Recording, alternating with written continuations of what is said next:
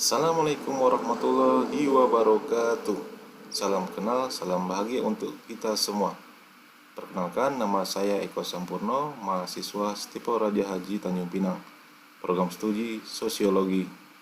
Pertama sekali saya ucapkan terima kasih kepada dosen saya, Bapak Endri Bagus Prastio, MSI, selaku dosen kelas Sosiologi Perkotaan. Pada kesempatan ini saya akan memaparkan atau menjelaskan sedikit tentang kota dan kemiskinan. Sebelum kita lanjut, mohon dulu di subscribe, like, and share. Terima kasih. Bismillahirrahmanirrahim. Kota dan kemiskinan. Konsep kemiskinan. Definisi tentang kemiskinan mengalami perluasan seiring dengan semakin kompleksnya faktor-faktor penyebabnya, indikatornya maupun permasalahannya yang melingkupi kemiskinan itu sendiri. Kemiskinan ini tidak hanya dipandang sebagai dimensi ekonomi, melainkan telah meluas hingga mencakup dimensi sosial, kesehatan, pendidikan, dan politik. Menurut Badan Pusat Statistik tahun 2014, kemiskinan adalah ketidakmampuan memenuhi standar kebutuhan dasar seperti makanan, pakaian, tempat berlindung, pendidikan, dan kesehatan. Chambers 1987 memandang kemiskinan sebagai ketidakmampuan masyarakat yang diukur dalam standar hidup tertentu yang mengacu pada konsep miskin relatif yang melakukan perbandingan di negara-negara kaya atau miskin. Usman 2003 mengatakan kemiskinan adalah kondisi kehilangan deprivation sumber-sumber pemenuhan kebutuhan dasar yang berupa pangan, sandang, papan, pendidikan, dan kesehatan, serta hidup kekurangan.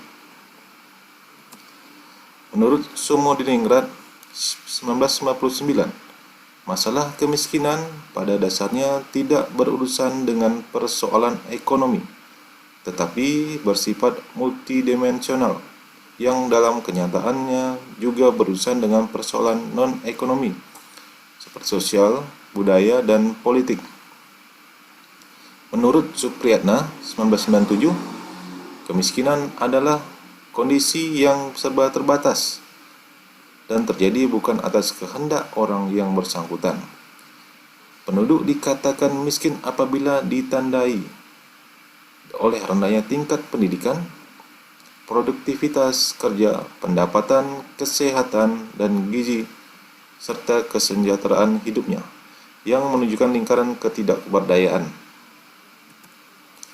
Masalah kemiskinan hingga saat ini masih menjadi isu global, artinya kemiskinan tidak hanya menjadi masalah pokok di negara dunia ketiga, tetapi masih menjadi persoalan di negara industri maju. Kemiskinan merupakan kenyataan yang sosial yang tidak dapat dielakkan oleh masyarakat. Selain dirasakan langsung oleh orang miskin, kemiskinan juga berakibat buruk bagi kehidupan umat manusia. Hal ini karena mata rantai kemiskinan adalah timbulnya masalah lain seperti pengangguran, kelaparan, kebodohan, kriminalitas, dan lain-lain. Kota selalu identik dengan kemajuan dan kemakmuran, tetapi kemiskinan dan kemakmuran bercampur menjadi satu dan tersaji sebagai potret kehidupan di berbagai sudut kota. Kemiskinan telah membuat jutaan anak-anak tidak dapat mengenyam pendidikan yang berkualitas. Kurangnya tabungan dan adanya investasi, kurangnya akses ke pelayanan publik, kurangnya lapangan pekerjaan, kurangnya jaminan sosial dan perlindungan terhadap keluarga. Jenis kemiskinan. 1. Kemiskinan absolut, yaitu apabila tingkat pendapatannya di bawah garis kemiskinan atau pendapatannya tidak cukup untuk memenuhi kebutuhan minimum, antara lain kebutuhan pangan, sandang, kesehatan, perumahan, dan pendidikan yang diperlukan untuk hidup dan bekerja. 2. Kemiskinan relatif, kondisi yang pendapatannya berada pada posisi di atas garis kemiskinan, tetapi relatif lebih rendah dibandingkan pendapatan masyarakat sekitarnya. 3. Kemiskinan struktural. Kondisi atau situasi miskin karena pengaruh kebijakan pembangunan yang belum menjangkau seluruh masyarakat hingga menyebabkan ketimpangan pada pendapatan. 4. Kemiskinan kultural. Mengacu pada persoalan sikap seseorang tidak mau berusaha untuk memperbaiki tingkat kehidupan seperti malas, pemboros, tidak kreatif, meskipun ada usaha dari pihak luar untuk membantunya. 5. Kemiskinan struktural. Kemiskinan ini terjadi karena struktur sosial tidak mampu menghubungkan masyarakat dengan sumber daya yang ada. Contohnya, masyarakat Papua yang tidak mendapatkan manfaat dari privat. Bisa kita ambil contoh juga di Bintan, contohnya PT Bai. Tidak seluruhnya masyarakat sekitar dapat manfaat dari keberadaan PT Bai tersebut. Penyebab kemiskinan. Menurut pandangan penganut fungsionalisme, kemiskinan timbul sebagai akibat dari tidak berfungsinya disfungsional salah satu elemen sistem sosial subsistem yang ada dalam masyarakat.